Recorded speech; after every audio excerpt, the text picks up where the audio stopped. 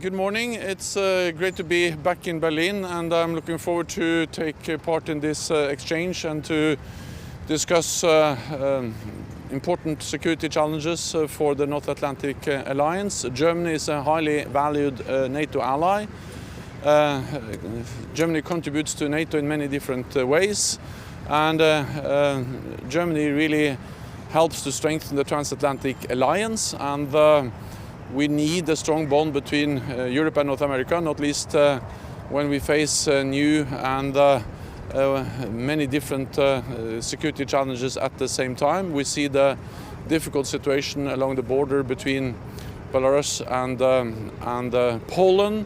NATO stands in solidarity with our ally Poland and other allies directly affected, like Lithuania and Latvia. We also see a significant military build-up by Russia close to the borders of Ukraine, and we see unusual concentration of forces, and we call on Russia to be transparent and to prevent any escalation and to help and to reduce the tensions along the borders with Ukraine. And then, of course, we see many other challenges. We see the rise of China. We don't regard China as an adversary, but we need to address the security effects of the rise of China. And then we see more frequent cyber attacks and many other challenges. All of this makes it even more important that Europe and North America stand together in NATO, and that's what I'm looking forward to discuss here today. I think I stop there. You mentioned the challenges. How dangerous is the situation on the eastern border? Are both sides still talking to each other? First of all, I think we need to distinguish between what we see along the borders with Ukraine or Ukraine-Russia, and also inside Ukraine in Crimea, and what we see at the border between Poland and Belarus. We are monitoring and following the situation closely. We, NATO allies, provide support to Ukraine, capacity building, political support. Of course, we also, since the illegal annexation of Crimea, NATO has implemented the biggest reinforcement of our collective defense since the end of the Cold War, with increased military presence in the Baltic region, Poland, and Germany is part of that, leading one of the battle groups in the Baltic countries in Lithuania. And then we also have air policing, and we have increased our presence. So our message is that we are sending a clear message of solidarity, of the need to make it clear that we respect, and all countries should respect, the territorial integrity and sovereignty of Ukraine.